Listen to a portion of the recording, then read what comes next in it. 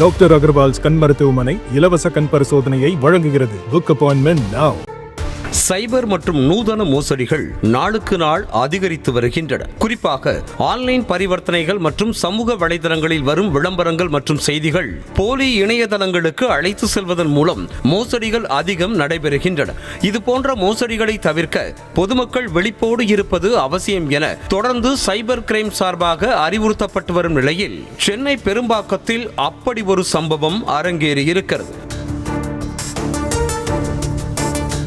சென்னையை அடுத்த பெரும்பாக்கத்தைச் சேர்ந்தவர் செந்தில். கடந்த சில தினங்களுக்கு முன்பாக இவரது மனைவியும் அவரது தம்பியின் மனைவியும் இருசக்கர வாகனத்தில் வெளியே சென்றுவிட்டு வீடு திரும்பியதாக கூறப்படுகிறது.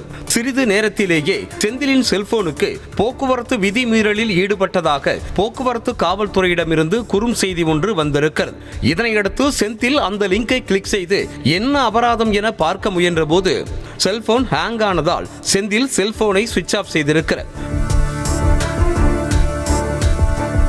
சிறிது நேரம் கழித்து போனை ஆன் செய்த போது தொடர்ச்சியாக ஓடிபி வர ஓடிபி தானே என செந்திலும் அதை அப்படியே விட்டுவிட்டு வேறு வேலையை பார்த்ததாக கூறப்படுகிறது. அதைத் தொடர்ந்து வங்கி கணக்கில் இருந்து 12,600 ரூபாய் பணம் எடுக்கப்பட்டதாக வந்த குறுஞ்செய்தி மூலம் பணம் திருடப்பட்டது தெரிய வந்தது. சரி, என்னப்பா மெசேஜ் வந்திருக்குன்னு சொல்லிட்டு அந்த லிங்கை கிளிக் பண்ணி உள்ளே போனால் அது ஆட்டோமேட்டிக்காக 2-3 ஆப்பில் போய் தானாகவே போய் ஃபோன் ஹேங் ஆகிடுச்சு. சரி, ஆஃப் பண்ணிடலாம்னு சொல்லிட்டு ஆஃப் பண்ணிட்டு திருப்பி ஆன் பண்ணி பார்த்தேன். அதுக்கப்புறம் நார்மலாக இருந்தது.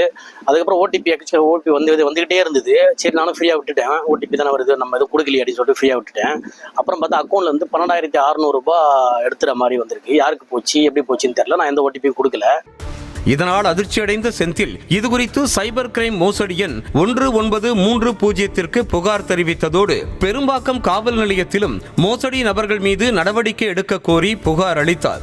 அதில் வாகனங்களுக்கு அபராதம் செலுத்தும் குறும் தகவல் லிங்கை அனுப்பி நூதன மோசடியில் ஈடுபடும் நபர்களை கண்டுபிடிக்க வேண்டும் என பணத்தை இழந்த செந்தில் கோரிக்கை விடுத்திருக்கிறார்.